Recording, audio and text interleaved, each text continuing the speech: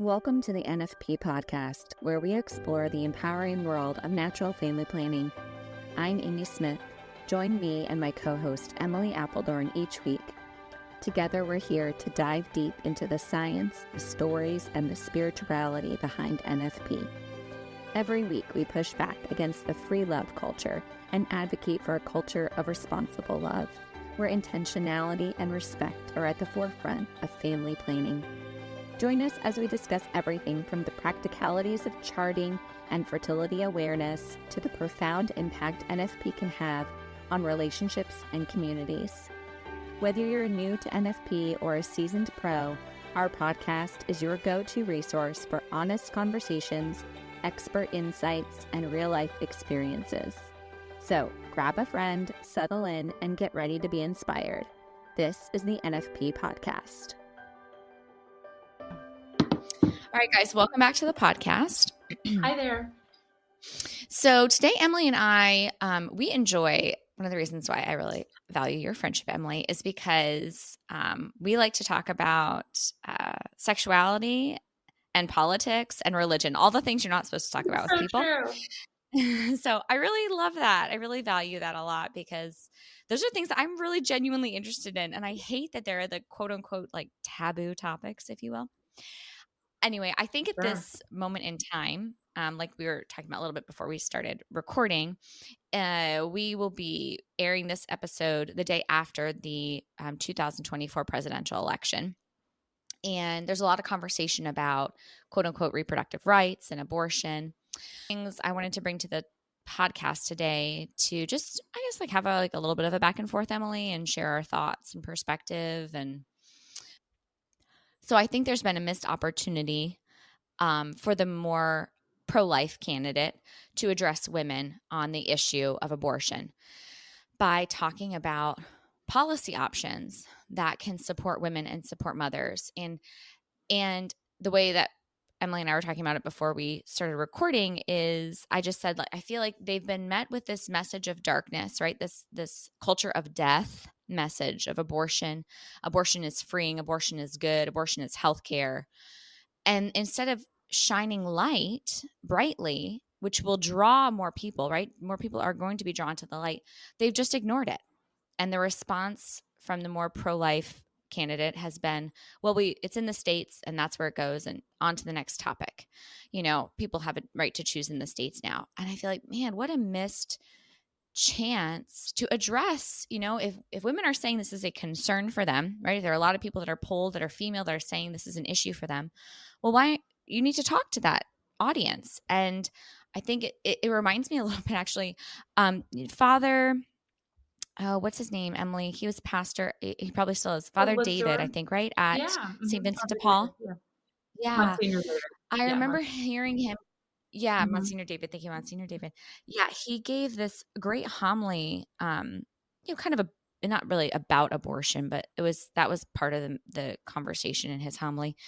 And he drew attention because the gospel the first reading was from Genesis, and it was when Eve reaches for the apple and she's tempted, and he drew attention to Adam, and he said, where was Adam? Why wasn't Adam speaking up? Adam just let her go. And I think in our heart of hearts, right, as women, like if our heart is in a healed place, right, a place of openness to God, then we can recognize, oh, like I do have that desire to be protected by man, by a man who has good intention, is loving, is caring, is kind, is all those things. And so anyway, he just kind of pointed that out, like, where is man? And I feel like that's the issue right now. Women are screaming, like, whatever the reason is for wanting abortion, and I think let's assume, right, the best of motherhood is hard, and this is hard, and we're being asked to do a lot, right? Okay, well, you should be in the workplace, and you should be at home, and you should be doing all of these things. And they're just not addressing those concerns. And the pro-death side is addressing the concern. At least they're addressing it. And their their defense is abortion. Like, this is their answer, the answer. It's like, oh, well, if that's But you're giving an yes, answer. yes, But you're giving an answer, Emily, right? So I can totally understand how as a constituent, as a person who kind of feels like I'm being ignored or neglected, you're like, my issue is not being addressed by you. You're kind of poo-pooing it, if you will. Well, whoever is going to address it, like, I am a little bit more intrigued by that. Like, you're recognizing the pain as opposed to just ignoring yeah, they're me. going to get What the do you think? attention for sure. Um, I think, yeah, Well, and potentially exactly. the votes, Yeah, right? You know what I mean? Like, okay, well, you're not going to offer me any alternative. At least this person's offering me a way out. Like, I want to make sure I right. have a way Yeah, out. no, it's something I hadn't really thought of, and I'm glad that you recognize that. I feel like, and I can't think of the setting, I don't think it was the presidential debate, but I feel like JD Vance has spoken actually in this with this approach, and I can't remember what the setting was, Right. but if I remember right, it feels like I remember him saying like, let's take the thought of, why is it that that mom doesn't feel like she can have a uh, be the mom to that baby that she wants to be, kind of thing. Um, and Right. obviously, that Right. comment that I just said takes out the fact of, or takes away from the mom that doesn't want the baby. Like, that's a Right. different, situation. But I would say for the most Right. part, I'm thinking about a situation I knew personally. I mean, why did the parents decide to have an abortion? It was because they didn't think they could give the child what it needed, like financially and all the things. Mhm. And so, yeah, where is the information and policy to help women and couples feel supported, to know that they can carry babies to term and give the babies what they need? Right. And of course, this is, there's so many ways to attack this conversation, I think. And it's hard when people are operating from just pure emotion, right? And women can be very emotional and somewhat manipulative too with our emotional state. But to be rational, right? And to say, like, okay, but even if financial means are a struggle, like murder is not. So I am having a hard time thinking of how I'm going to feed you. So I'm going to kill Mhm. you. Like, that's not the solution Absolutely. still. You know what I mean? But I understand Mhm. exactly what you're saying, Emily. Yeah. And I've heard that, but I've never heard someone share an abortion story where they've said that, where it's like, I had to have an abortion because I was afraid I couldn't know how to feed this child. I actually heard an abortion story recently from someone, like, in a face-to-face setting. And it was the most honest story I've heard of. And she knew she was pregnant. She knew it was a baby. She didn't want to have a baby and she had an abortion. And it was just like, and now, she's repented and moved, in a different direction, but it was just so honest. Like, and she uses that as, she was talking about God's divine mercy. And she was talking about, her own journey of conversion and how now she just is very slow to judge because she's seen such evil and selfishness in her own heart. Like, she recognizes, like, everyone is prone to that. Like, you can easily act out of self and out of your own free will and just make the evil choice. And I'm almost like, not, I wasn't like jealous of her, but like in a bad way, but it was like, wow, like I really admired her ability to be more merciful and compassionate and like, and understanding, like, just humble, like, I get it. I have the same evil in my heart, and it doesn't make it okay. We shouldn't mean we should allow it, but Right. I understand it. We're all just seconds away from possibly falling into mortal sin. Like, and it's what keeps us from Right. that, right? The sacraments, the grace from the Right. sacraments. And at any Right. point we could be tempted to do any of those things. That's not out of the realm of possibilities for any human. So yeah, it is so hard Right. it yes, yeah, to judge. It's so hard not to judge, but I mean, golly, we could all be in some sort of situation we're not expecting. Right. And I feel like that's the other thing too, like that I'm not expecting, but you Right. had sex, right? And this isn't rape. Like you entered into an act of intercourse willingly and freely. And then a baby came and it was a shocker.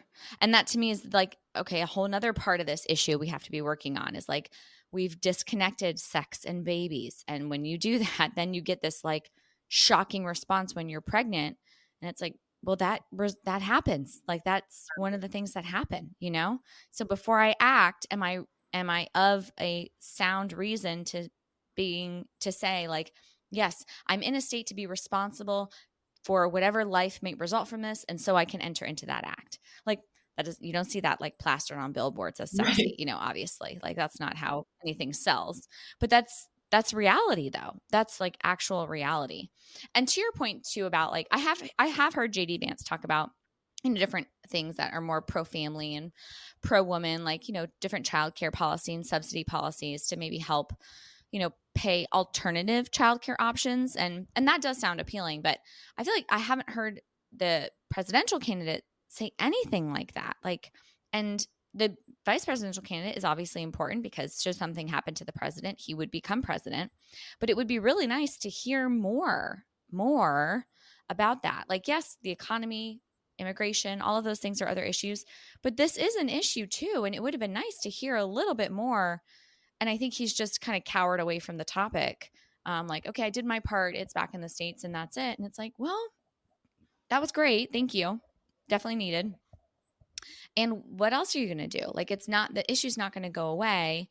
And you can't address all the different facets or reasons why this happens, why people make this choice of, like the culture of death. Like, we need to address it from a lot of ways, but what are the ways that you could address it from your position? Personally, I don't think like the federal government should do very much in that regard at all, because I think the federal government should be very small. But you can at least talk about ideas that you have, right? Like, well, here's what community policies could be, right? Here's what in your community, here's what governors could implement. Here's more state, more local municipalities. Like, here's what businesses could do, right? They could implement maternity leave, or they could have childcare options in their workplace. Like, what if we had childcare options attached to buildings? I remember I had a good friend when I was in Arkansas, and she worked for Walmart corporate and started having babies. And she's such a good mom. She's such a good mom. She's got 4 kids, and she's now left the company. But when we were there, they were going to be building that new building, right, Emily? Yeah. They have like a new home office. And I thought, there are a lot of like dual parent working families that work for Walmart. So husband and wife both work for the corporate office. And I thought, like, I looked at the plans. I remember seeing the plans for like the new layout of the new building, and it's got like, bike paths and outdoor eating places. It just like, it looks like this like very, yuppie place to work, right? Like young professional place. But I thought, well, what about all the people that have kids that work there? Wouldn't it have been, what if you guys just like in the middle of this amazing building put like childcare in the building, so nursing moms could just go downstairs and nurse their baby, as opposed to go to some creepy office room and pump and then give that to the babysitter at home. What if we had options to have our kids with us more?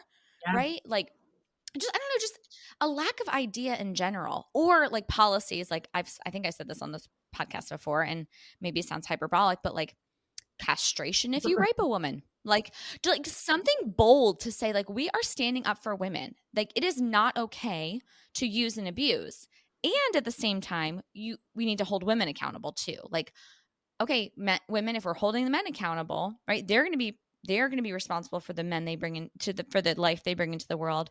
You also have to be responsible for the life you bring into the world.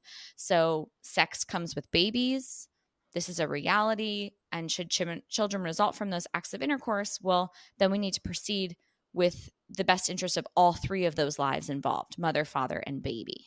And I just feel like it's a shame that just wasn't addressed more. I know there are counters to everything I'm saying.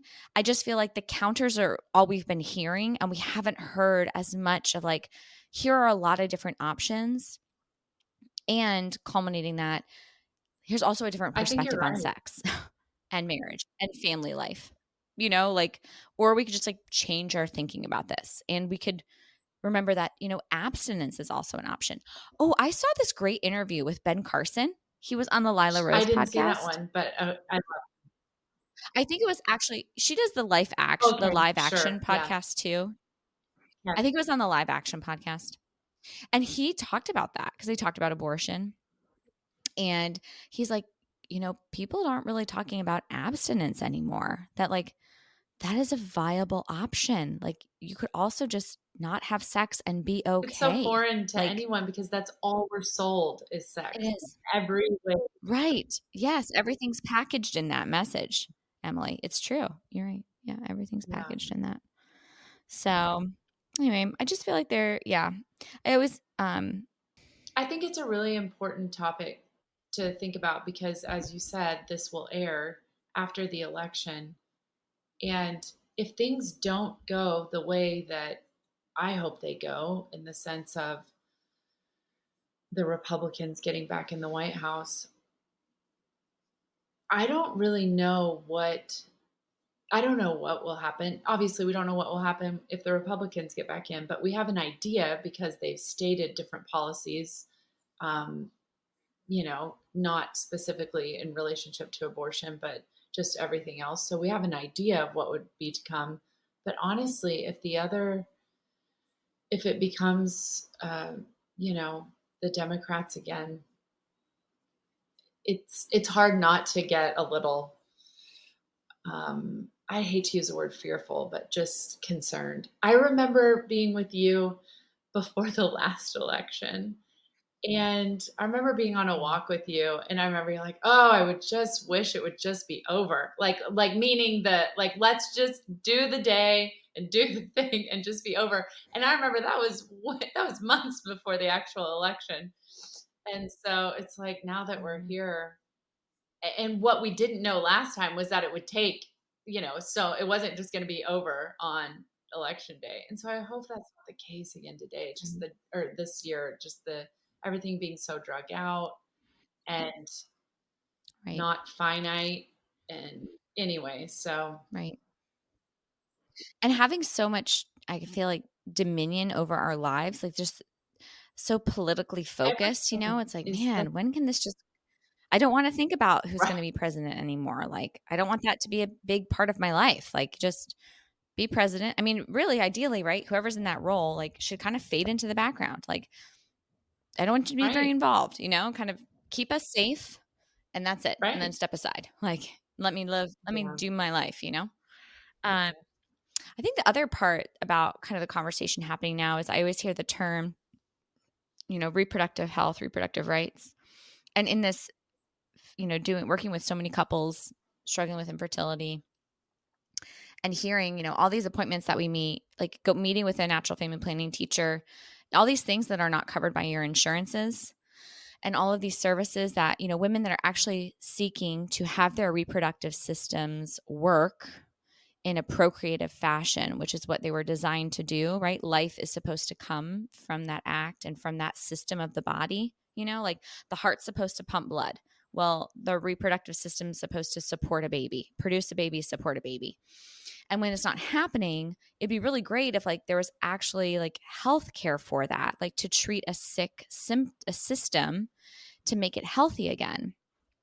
But that's not part of the conversation either, like how are you going to make, and I know one of the presidential candidates has spoken just kind of, I think flippantly, I think he was just kind of maybe told this in like off stage before he went on, and he was like, yeah, that sounds good. Like IVF sounds like it would be great. And I'm like, did anyone actually tell you what IVF is? Like, I don't think so. I think someone just said like, hey, IVF, you can get more babies. Oh, that sounds good. Let's do that. So I think it's a very ignorant support of that, that approach to conception, to having a child. But anyway, again, another missed opportunity of like, or how about you have like true pro reproductive health policy, having insurance cover, corrective approaches to restoring the fertility systems of men and women. Right. Exactly. So yeah, I feel like that's just another aspect of this that was kind of missed because so many women, right, struggling with infertility. Oh, well, we'll just give you IVF. Again, it's kind of Right. like a poo-poo. We'll just push you off to the side. We Like, all want no, answers. stop Yeah. And doing that. it does seem, I mean, I feel like we say this all the time, but the couples struggling with infertility, I would love to see a statistic on that and just the continual rise. It's definitely not capping. Mm, It's definitely continuing to just keep going. mhm. And there's not there's not enough people out there, honestly, in my opinion, to help them with what's going on. We could use so Right. many more, um, functional medicine type doctors and surgeons in order to get to the root cause, because it's really not fair. It's Right. really a disservice and poor healthcare to not be able to tell someone why they can't conceive a baby, and then to not have a reasonable treatment plan, just to say, this is your Right. direction, you have to go to the fertility clinic. That's such poor healthcare. Right. Yes, for sure. And I guess, RFK Jr. has addressed some of those things, and I'm grateful for that too. But again, coming from like the person that we're electing, like specifically to be talking about, here are options, like just again, like you are surrounded by all these really smart people, sit down and have a conversation with them so you're well versed in the issue, and then go out there and present really good policy proposal, which I've heard because I like them, right? Good policy, like economic policy proposals, but all these other different, these other areas, I feel like just even if you don't think it should be done at the federal level, like just to put out ideas to show us that you care and that you're concerned and that you're familiar with the topic.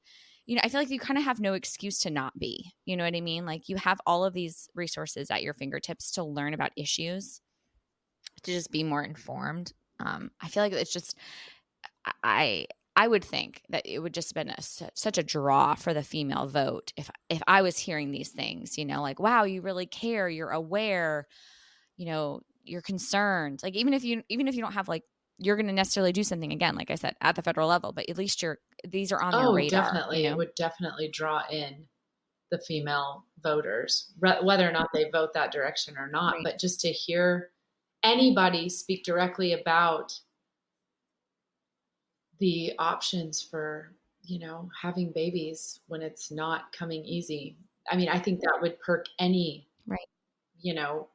anyone's ears that's in that state of life, for sure. Right.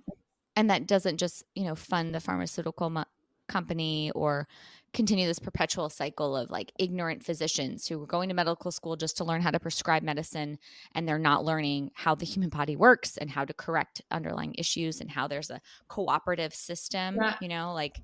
And I feel like just, again, women are, more of a complex organism when it comes to our reproductive system. It doesn't just happen in the gonad area, right? Like it's our brain, it's that symphony that it takes to produce ovulation every cycle. Yeah, I think that I'm probably being too generous here, but I would like to think that the whole Make America Healthy Again approach is going to somehow feed into and lead into more couples being more fertile, hopefully. I hope that that's a, secondary positivity from the, Right. deep down food issues and that sort of thing, because, Right. some of Metabolic yes, health and that, aspect of it. there has been infertility information that is being talked about with that topic. And so hopefully that's something that might result, would just be more fertility, an increase in fertility for couples just from that approach, you know. Right.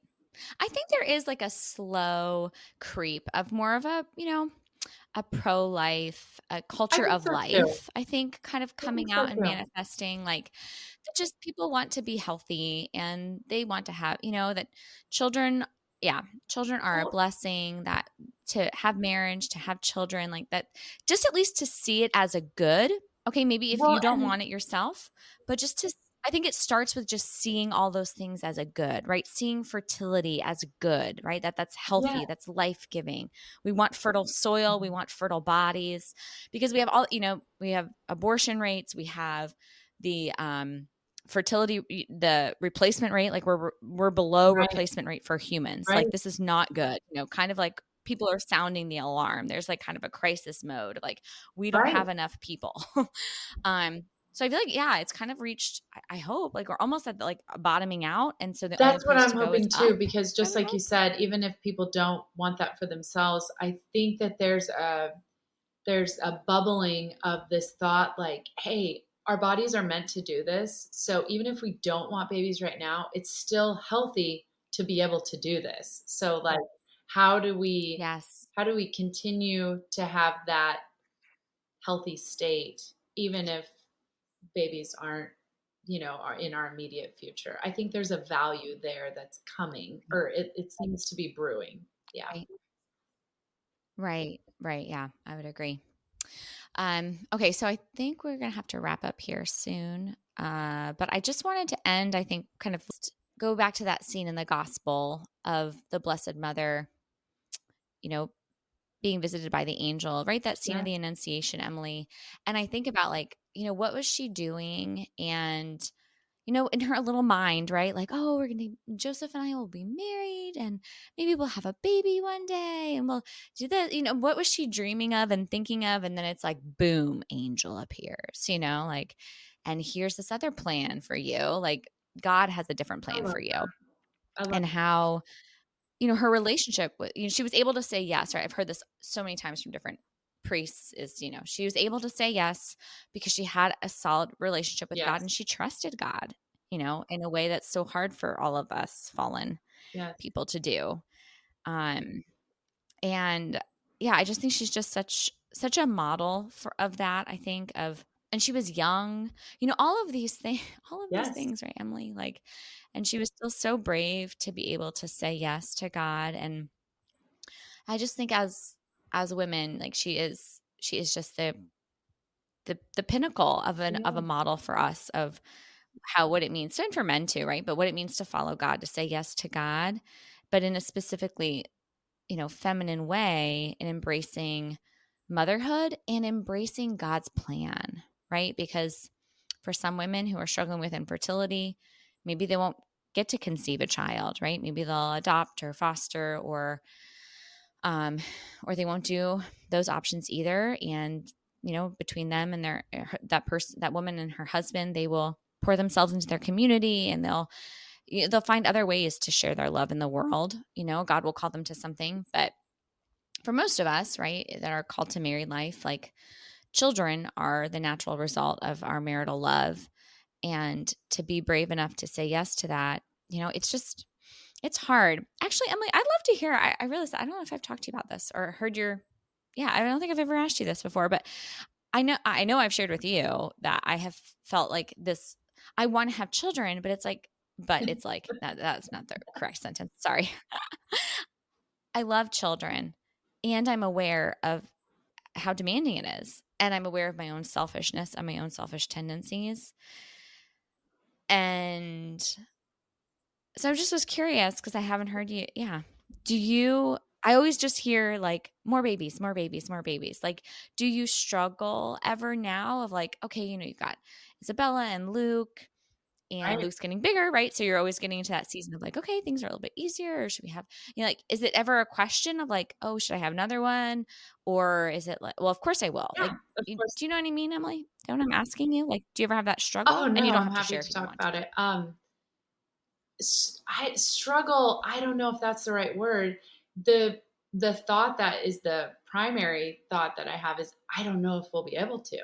So like, I'm in a situation where I'm in my 40s and, a couple that has not struggled with infertility, they might be sitting in this state of life thinking, am I going to get pregnant again? Like, I'm not expecting that. Or maybe I want to get pregnant again. And we're trying to do that, type of thing.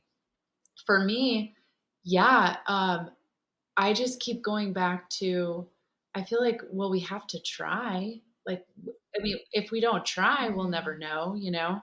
And so then it's thinking about, okay, what does that look like? Because trying previously means, you know, not going to the ends of the earth, because that's not the case, but like it means spending a lot of effort. And so now we have these two kids that demand more of our time than previously. And so how much effort are we willing to give?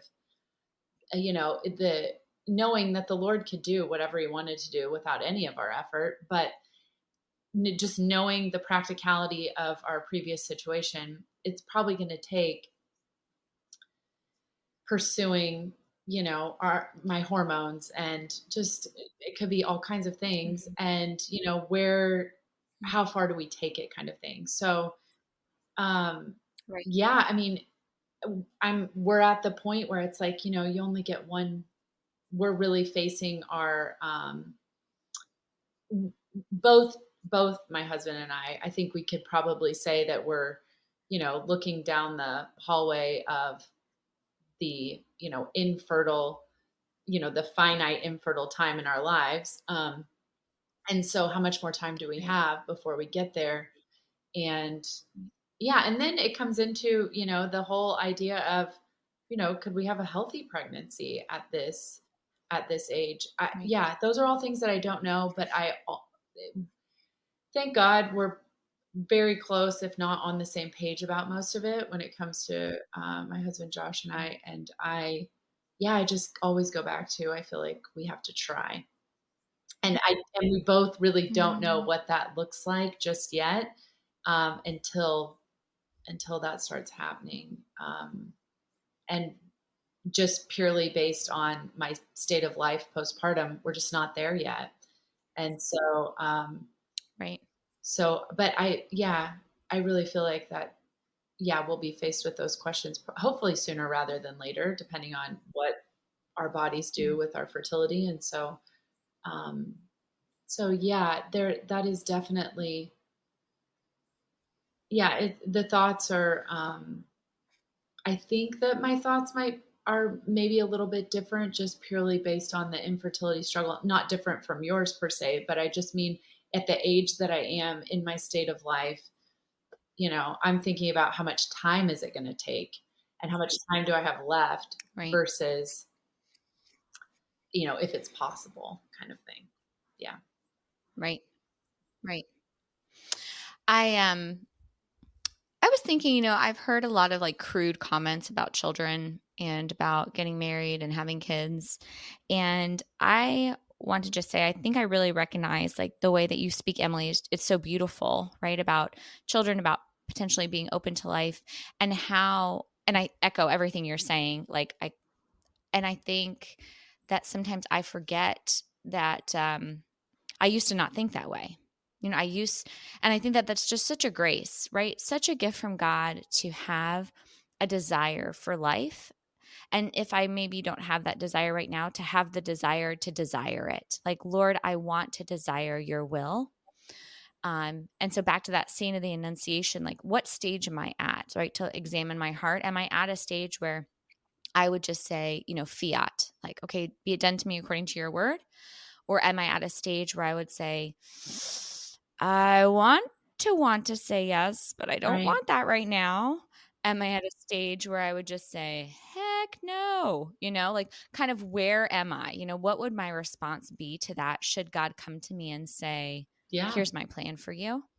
Um, and I think that's just like a really great meditation, definitely for me to have, of like, Lord, I want, because I think the part for me that makes me sad, and Joey and I have talked about this a little bit too recently, is like, well, what if we didn't have the kids we have? Like, we just really enjoy our kids. Oh, So Amy, we were just sad. talking about Like, this 2 nights ago. Just having two car seats in the really. back of our car. We went to dinner, and like it was just Josh and I, and you know, we're driving home and we're just talking about like, how did those car seats get there? Like I don't, Mm, I can't wrap my brain around it. Like, I don't know right, how we got here. I mean, I'm so grateful to God, but it just like blows my mind. right, right. I have this little book, and then I have like a little email account for, I need to make one for Samson and Blaze too, but I've been doing it for Max. And so I'll like send him, for the future, right? Like we'll give it to him at some point, because my hope is that, even though I tell him during the day, but I'm human, right? So I yell and things get, mistakes happen at home, but I just want him to know that, I love him so much, and I'm so grateful that I get to be his mom. And I think that is another part of this that I feel like is sad, I feel like we're just in a world where there's just so much hurt. We just need to hear, like, am I a blessing? We say children are a blessing. Well, you were a child once. Like, did you feel, for the most part, right? Again, parents are human. But for the most part, did you feel like you were a blessing, or did you feel like you were a burden? And I think most adults who either had a conversion and now recognize the blessing that their life is, or that were just raised, like, just totally aware, like, mom and dad love me. Mom and dad are here. I'm a blessing. This is a blessing. This is a gift. They just like move into adulthood with that mindset of like, sure, of course we're going to have children. Children are great. This is great. This is not a big deal. And that's just amazing. And I just feel like it's also an opportunity for hope that, like, if you didn't grow up with that, you can still have that. Like, that there's always redemption, that God is a redeeming God, and he wants that for you too. It's not for a special class of people.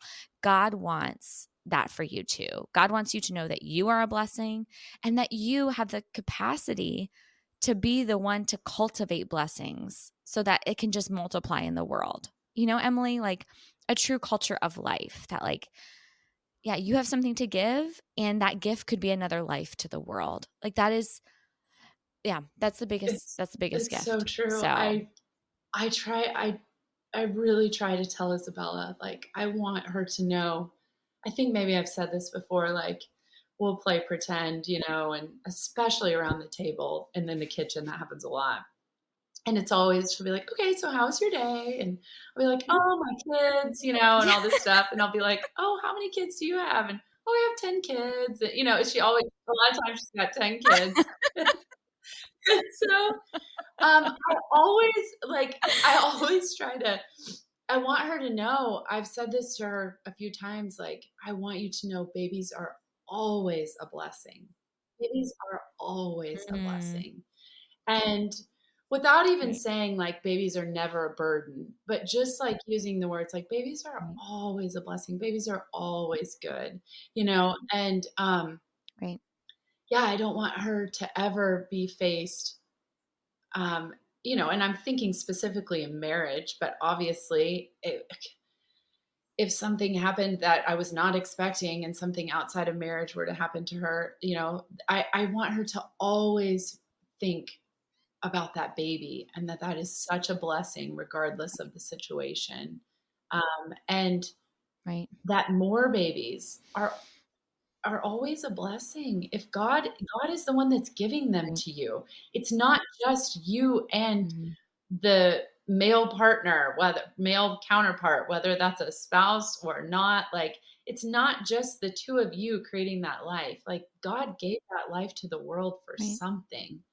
And it's definitely not for the baby to be killed by someone else. That's not why he put that baby in this world. And so anyway, yeah, I just think if everyone had that, thought that babies were a blessing, there's so many things that we would not be dealing with right now.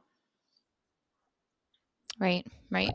So I think that's, we got to operate in our world, and whatever change we can cultivate starting in our own families, right? Starting in our own families and kind of moving out from there. But I think just, mothers we have a lot going on. I know it's hard, but I feel like we definitely do a disservice to our communities by not having conversations more about, things of politics, and things related to policy. I think there's just an opportunity. You don't have to be super knowledgeable about everything either. You can have ideas and and just to kind of have those dialogues and share your perspective, especially if you have a pro-life, pro-family, pro-woman perspective. Like, that's just such a beautiful perspective. And for people that are ignorant on that topic and on that issue, I think to be able to speak just love into those situations, to shine some light, I think just can be really powerful. We know it can be really powerful, right? That we are not to hide our light under a bushel basket, but let it shine for all to see. So, okay, I think that's it for right now. And of course, ask our Blessed Mother to help us to do that, to ask for her intercession, to pray for us, and to be that guide, because and to be brave, to be courageous like Mary. She's just so brave. Yes. So, all right, I think that's it for now. Oh, sorry, I was Emily, just did you want to saying say something? yes to everything you just said. Yeah. Okay. All right, so we will see you guys in our next episode. Yeah, that's it. Bye, Emily. Bye, Amy.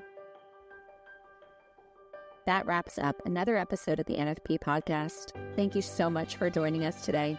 We hope you found our discussion enlightening and empowering. Don't forget to subscribe so you never miss an episode. We'd love to hear from you. Please connect with us by sending us an email with your questions and stories to thenfpshow@gmail.com.